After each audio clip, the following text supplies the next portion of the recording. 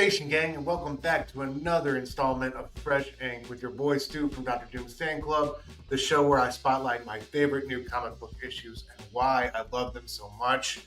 And today we're talking about not just one of my favorite issues, but favorite series of the year, Absolute Batman, number 13. Issue 13 takes all the tension and grief and moral ambiguity that's been simmering beneath the surface and really lets it detonate in one of the most personal confrontations of the series so far, with Selina's return and the official introduction of Absolute Catwoman. Bruce is forced to face not only the horrors going on in the present, but also the shadows of his past. So let's get into why I love this issue and this series so dang much.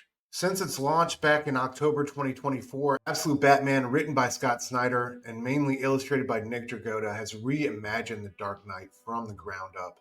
Here he's less billionaire vigilante and more a relentless force shaped by trauma, urgency, and escalating stakes in a world where hope is the hopeless underdog. Over its first 12 issues, the series has navigated its way through several arcs. The Zoo, a gritty showdown with Black Mask and the Party Animals. There was the two-part Mr. Freeze story with Marcos Martin on artwork. And now here, the Ark M, Bane, Abomination arc. By the way, insanely awesome title pages from Nick Dragotta here throughout this Abomination arc. In the story, Bruce Wayne's body and mind have been pushed beyond what most Batmen face. He's grown in size both physically and as a presence, and he's taken an unabashed step forward when it comes to his brutality. And he's also got a moral complexity that feels similar, yet is something else entirely. Along the way, allied characters like Alfred, Selina Kyle, Waylon Jones, Harvey Dent, all of his friends have really shifted from familiar figures into deeply complicated mirrors of what Bruce has become and is still becoming. Our last issue, issue 12, was especially horrifying and harrowing. That issue was a sustained, gruesome unmasking of what Bane's campaign of, quote, remaking was really all about. In it, Bruce wakes into a world where his closest friends have been both physically and psychologically destroyed by Bane. Ozzy Cobblepot has been turned into a broken, bloated bag of flesh. Harvey Dent has had half his skull crushed and lit afire. Quote, I only hate you half the time, Bruce, he tells Wayne during his visit. Killer line there. I love it. Eddie Enigma has had his eyes removed and his brain literally rewired. And Waylon, of course, has already been turned into everyone's favorite monster sewer croc who's got a mouth for half a body, these gnarly zipper teeth that go halfway down. He can still speak, though. It's an incredible design by Dragotta. Issue 12 took no prisoners as it leaned fully into the body horror and the emotional wreckage of what's going on. Through it all, Bruce's own body and mind are shown to be changed by the Ark M venom treatment and by the psychological strain of having his friends and family mauled and mangled and made into monsters.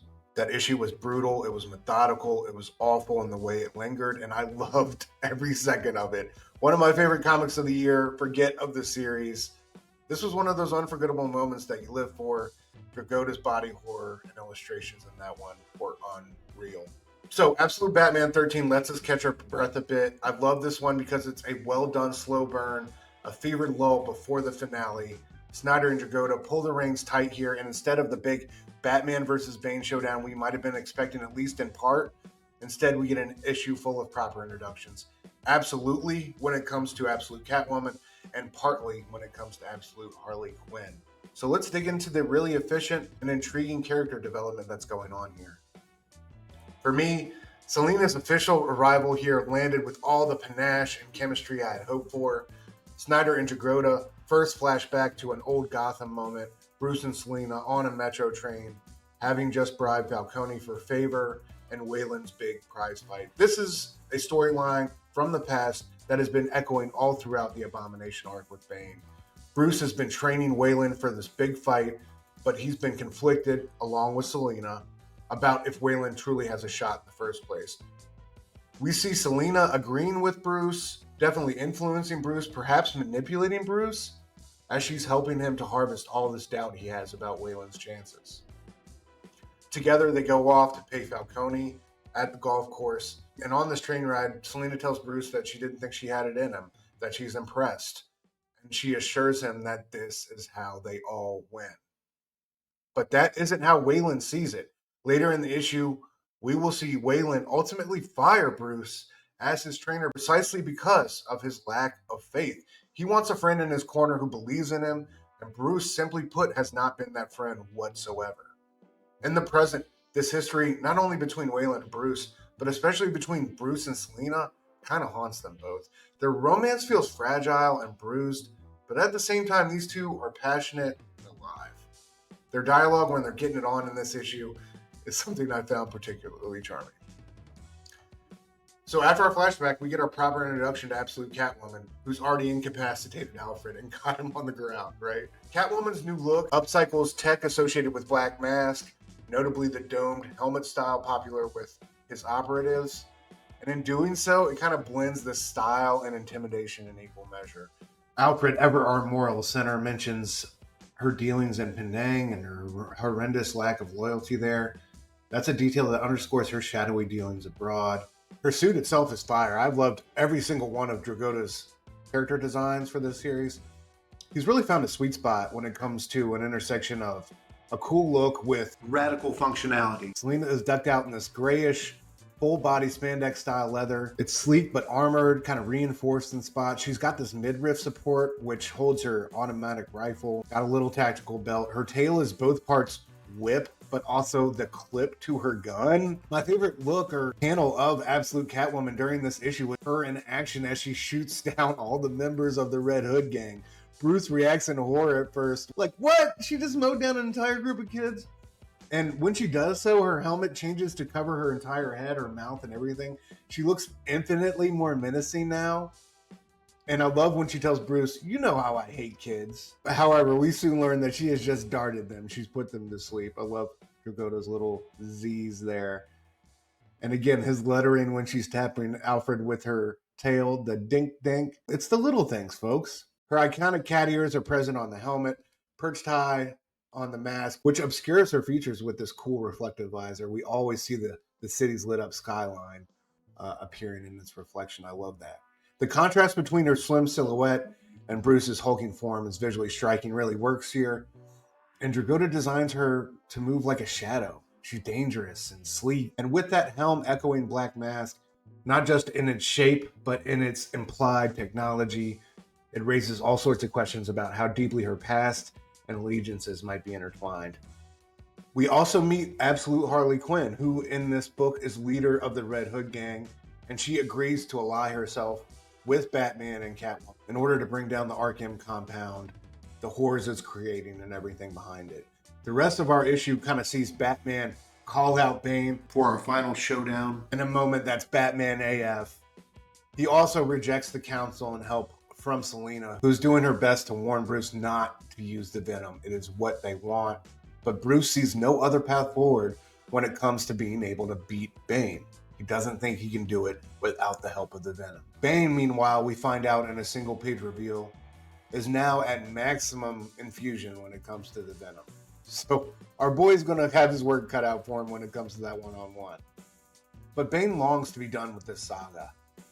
He wants the Joker, the figure behind Ark M and all of its machinations, to have his new Bane so he can be free to return home. But his freedom does not seem guaranteed given our daughter's response. That's what makes this issue so sharp. It's not action heavy, it's pressure heavy. Dragotta and Snyder are moving these pieces all closer together. Bane's medical conditioning, Harley and her little revolution, Catwoman's reemergence and subsequent exit, Bruce's changes, his reckless journey to something that looks like victory for him. Snyder builds all of this like a symphony of dread. You can feel the tension thrumming underneath the quiet here. Dragotta reinforces it visually.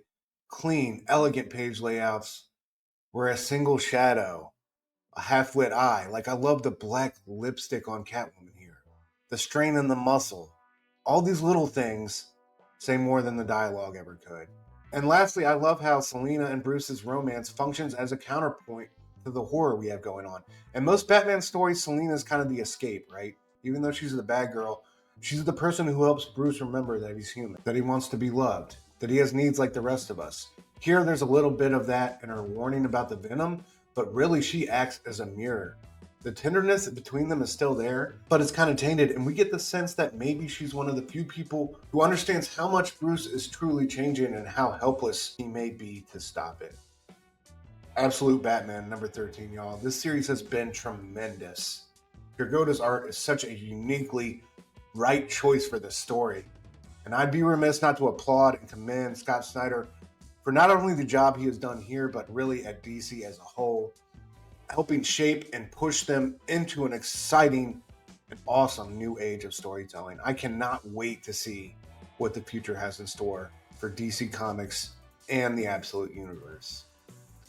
So that's it for me this time, folks. I hope you enjoyed. If you're reading Absolute Batman, what's been your favorite story? What's been your favorite thing about this series? Let me know in the comments. As always, make sure you're subscribed to Dr. Doom's fan club with those notifications on so you don't miss out on any more great comic book content. Till we meet again on Doomsday.